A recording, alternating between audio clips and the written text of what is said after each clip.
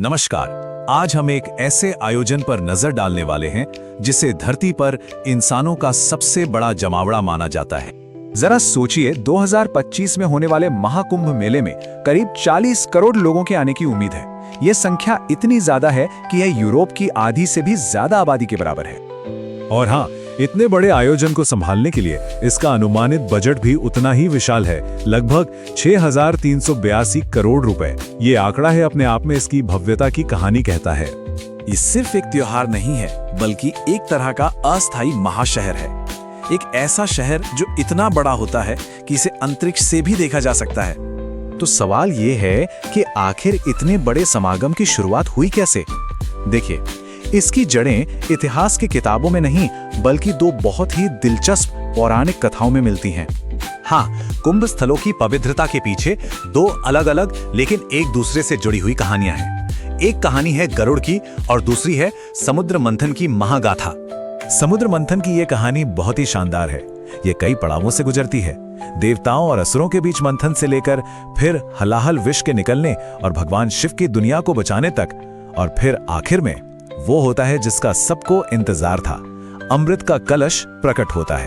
अब कहानी के मुताबिक देवताओं के वो 12 दिन इंसानों के 12 साल के बराबर थे, और इसी छीना छपटी के दौरान अमृत की 4 बूंदें धरती पर गिर गईं। यही वो जगहें थीं जो आगे चल के पवित्र कुंभ स्थल बनी। और ये वो 4 पवित्र स्थान हैं: प्रयागराज, हरिद्वार, उज्जैन और नासिक। यहीं पर बारी बारी से कुंभ मेले का आयोजन होता है, उन जगहों पर जो अमृत की बूंदों से पवित्र मानी जाती हैं। लेकिन सोचने वाली बात यह है कि एक पौराणिक कथा आज के इस विशाल और संगठित मेले में कैसे बदल गई। चलिए इसके सफर को समझते हैं। देखिए, ये मेला कोई एक दिन में नहीं बना। इसका विकास सदियों में हुआ है, जिसमें कई अहम लोगों और घटनाओं का हाथ रहा है। इसमें भी आदि शंकराचार्य का एक बहुत बड़ा योगदान था। उन्होंने ही तपस्वियों के अलग अलग समूहों को एक साथ लाकर अखाड़ा नाम के व्यवस्थित समुदायों में संगठित किया। और हाँ, इस पूरे आयोजन के केंद्र में हैं वो लोग जो शायद इसके सबसे रहस्यमयी प्रतिभागी हैं, नागा साधु। नागा साधुओं की भूमिका बड़ी अनोखी है। वो शास्त्र और शस्त्र यानी ज्ञान और युद्ध कला दोनों में माहिर होते हैं। ये परंपरा तब शुरू हुई जब हिंदू शासकों ने धर्म की रक्षा में उनकी भूमिका के लिए नागा साधुओं को सम्मानित करना शुरू किया, खास तौर पर 18वीं सदी में अहमद शाह अब्दाली जैसे आक्रमणकारियों के खिलाफ उनके संघर्ष के बाद। तो चलिए अब बात करते हैं आज की कुंभ की।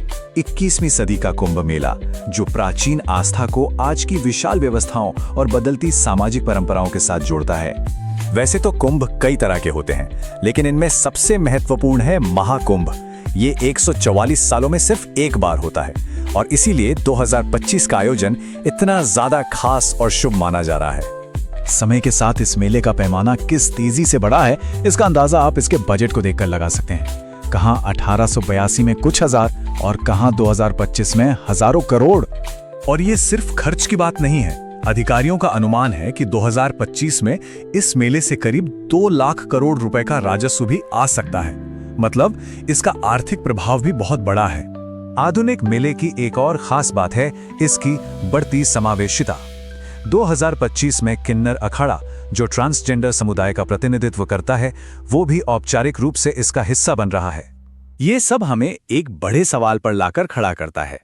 आखिर होता क्या है जब 40 करोड़ लोग एक साथ एक ही पवित्र स्थान पर जमा होते हैं? असल में ये सिर्फ एक त्योहार से कहीं ज्यादा है। ये आस्था, इतिहास और मानवता का एक जीता जागता संगम है। एक ऐसा अनुभव जो इस पैमाने पर दुनिया में और कहीं देखने को नहीं मिलता।